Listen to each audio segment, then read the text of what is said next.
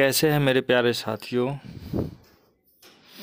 I hope कि सभी लोग अच्छे होइएगा और कंटिन्यू हमारे साथ जुड़े हैं और उम्मीद है कि जुड़े ही रहिएगा, क्योंकि आपका जनवरी फरवरी मार्च में बहुत सारे एग्ज़ाम्स के पेपर स्टार्ट होने वाले हैं और ये करंट अफेयर कहीं ना कहीं आप सभी के लिए उपयोगी होगा। तो आई होप कि सभी लोग जुड़ रहे होंगे, देख रहे होंगे।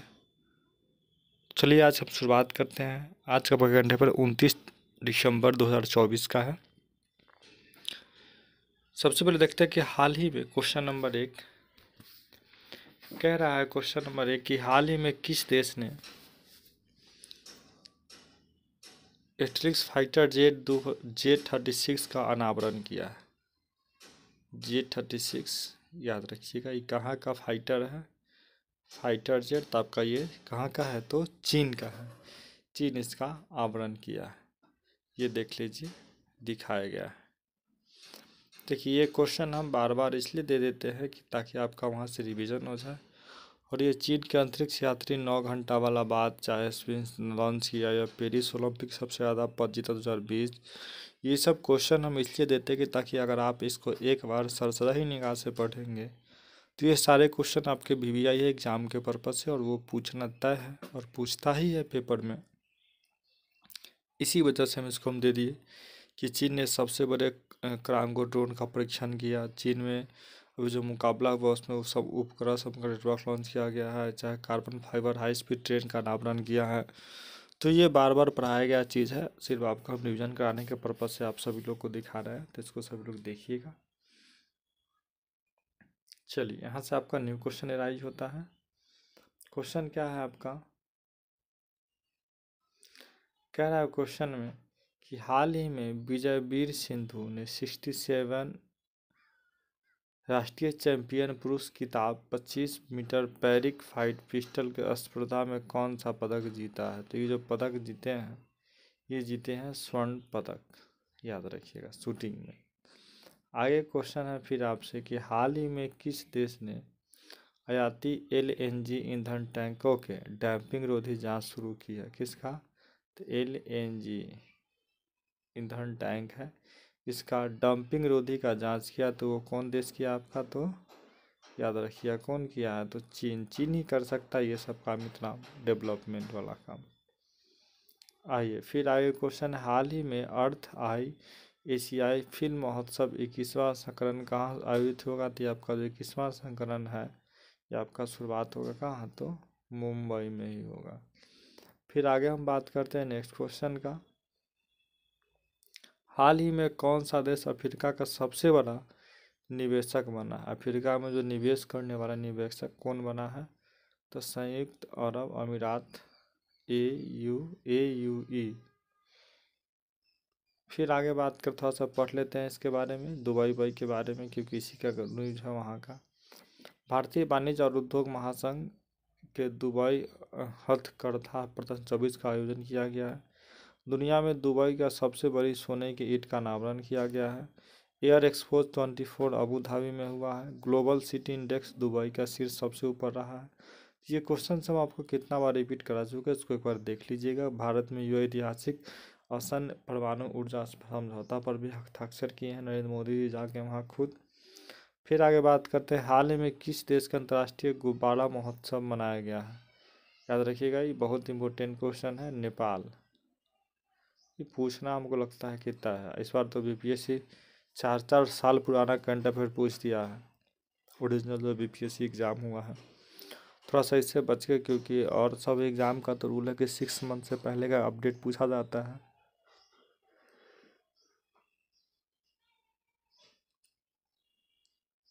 तो इसको भी देख लीजिएगा सभी लोग कि अंतर्राष्ट्रीय गुब्बारा महोत्सव जो मनाया जाता है आपका कहाँ है, तो नेपाल में मनाया जाता है। देख लीजिए नेपाल, मैप से देखे तो ये जो रेड कलर का दिख रहा है आपको बाउंड्री, आपका ये नेपाल का है। चलिए आगे फिर बात करते हैं हम लोग, थोड़ा सा नेपाल के बारे में पढ़ लेते, जब नेपाल पढ़ ही रहे हैं।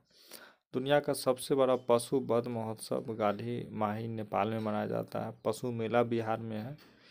नेपाल में वेस्ट एंड रोड इन्वेस्टिंग पर चीन के साथ एक फ्रेमवर्क समझौता किया गया है। नेपाल ने नेवार समुदाय में महापूजन उत्सव मनाने का तैयार किया है।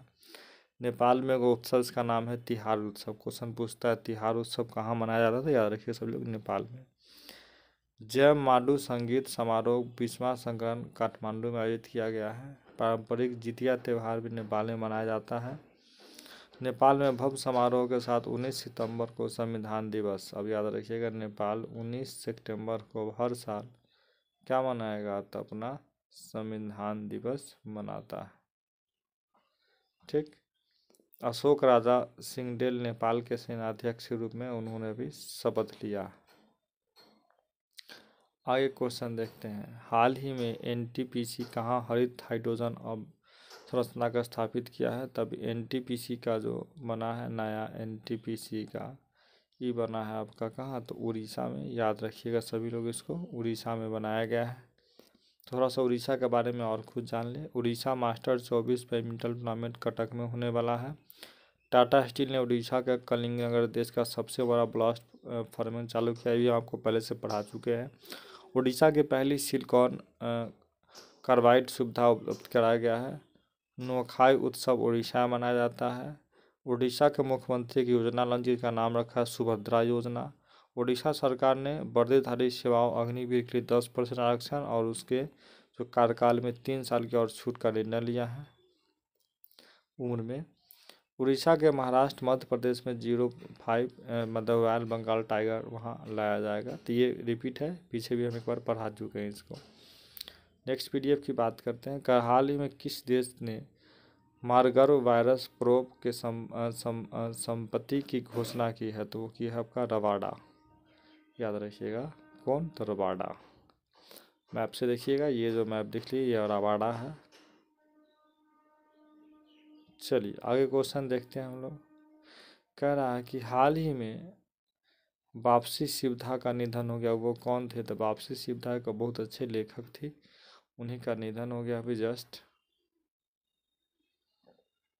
आगे, हाल ही में किस राज्य सरकार ने रथ सप्तमी के राज्य उत्सव घोषित किया है। आंध्र प्रदेश। क्वेश्चन खूब पूछता है, ये पूछता है सब जो उत्सव वाला है ना, नया नया जो उत्सव मनाया जाता है, इसके बारे में हर हाल में क्वेश्चन पूछा ही जाता है।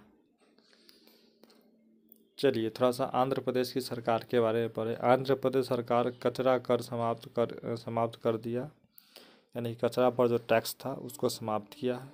19वें दिव्य कला मेला उद्घाटन विशाखापट्टनम में शुरू हुआ। आंध्र प्रदेश में कागज रहित परिषद बैठक के लिए कई कैबिनेट प्रणाली लागू की जाएगी। आंध्र प्रदेश के सर्वाधिक अंगदान के कारण जीवन दान पुरस्कार उसको भी मिला है। आंध्र प्रदेश में NTR भरोसा पेंशन स्कीम लॉन्च किया गया है। अन्यान पटुत आंध्र प्रदेश की विधानसभा के अध्यक्ष बने हैं। आंध्र प्रदेश सरकार के उच्च शिक्षा पाठ्यक्रम के लिए EDX के साथ समझौता किया है। और नौसेना अभ्यास मिलन का 12वां संस्करण विशाखापट्टनम में ही आयोजित किया जाएगा। बहुत अच्छा है कि हम हर राज्य बाई राज्य वहाँ का डेवलपमेंट के बारे में आपको बता देते, ताकि सभी लोग इस बार का जो भी RPF का एग्ज़ाम हुआ था, RPF दरोगा SI वाला, उसमें क्वेश्चन पूछ दिया था कि आंध्र प्रदेश में भी चुनाव जो हुआ है तो वहाँ पे गृह मंत्री किसको बनाया गया। तो हर राज्य से क्वेश्चन डालता है, ये नहीं कि हम बिहार में सिर्फ बिहार स्पेशल पढ़े और दूसरे राज्य को छोड़ दीजिए, नहीं, क्या पूछ जाएगा इंडिपेंडेंस का कोई ठीक नहीं, इसलिए सभी लोग पढ़ते रहिए रोज। हाल ही में भास्कर ज्योति दास का निधन हो गया, वो कौन थे, एक फिल्म निर्माता थे, ये चेहरा इनका भास्कर ज्योति दास। चलिए आगे फिर देखते हैं हम लोग। नेक्स्ट क्वेश्चन कह रहा है यहाँ से कि क्वेश्चन है आपका, हाल ही में भारत और नेपाल के बीच सूर्य किरण अभ्यास 18वां संस्करण आयोजित किया गया है, यह कहाँ हुआ है, तो छलझंडी जो है वहीं पे इसको किया गया है। हाल ही में किस देश ने काला सागर में तेल रिसाव के कारण संघीय आपातकाल की घोषणा की है, तो रूस। घोषणा कर दिया है रूस, बहुत अच्छा देश है, आई लाइक इट, और भारत का बहुत प्रेमी भी है, हमेशा समर्थन करता है। किस देश ने काला सागर में तेल के रिसाव के लिए काला सागर में आपातकाल घोषणा किया है, तो ये आपातकाल घोषणा रूस कर दिया है, यही रूस रसिया। तो पहले थोड़ा सा रूस के बारे में और पढ़ लें हम लोग। करा कि रूसी टेनिस खिलाड़ी दानिन साबलेस को डोपिंग नियमों को उल्लंघन करने के लिए 2 साल के लिए निलंबित किया गया है। रूस कैंसर का वैक्सीन का ऐलान करा, कितना बार हम पढ़ा चुके हैं। भारतीय नौसेना में शामिल INS तमिल को रूस के सहयोग से उसको इस्तेमाल किया गया है। भारत और रूस के बीच पारंपरिक एयर डिफेंस सिस्टम की समझौता किया गया है। नई दिल्ली में रूसी व्यापार केंद्र का उद्घाटन हुआ है और रूस ने ब्रिक्स अनाज विनिमय प्रस्ताव का रूपरेखा प्रस्तुत किया। आगे, हाल ही में कौन विश्व मुक्केबाजी एशियाई निकाय बोर्ड में शामिल हुआ है? तो आपका ये अजय सिंह, याद रखिएगा नाम अजय सिंह। अभी जो अजय सिंह है ये किस में शामिल हुए थे? विश्व मुक्केबाजी